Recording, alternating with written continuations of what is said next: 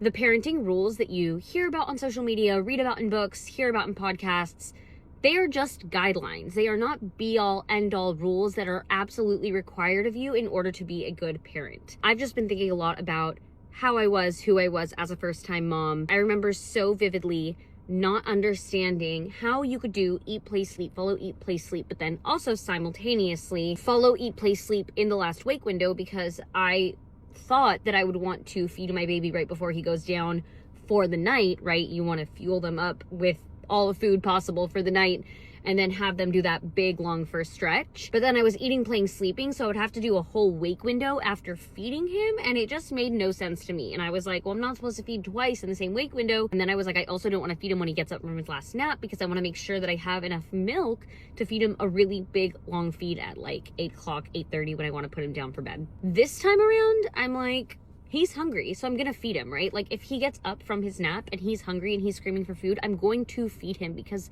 he's a baby. What I've found is that he is a better sleeper than my first, not because he is being fed more or less, or because I'm following a certain routine or I'm not. It's simply because he's a better sleeper, or at least he has been thus far. Like, knock on wood that continues. But those rules, those guidelines, they're all great, and they're in place to help you to make sure that you have like some sort of guide for a scheduled day, but it's not like be all end all, right? Yeah, just food for thought. Not everything you see multiple times or hear multiple times or something that worked for your friend is going to work for you.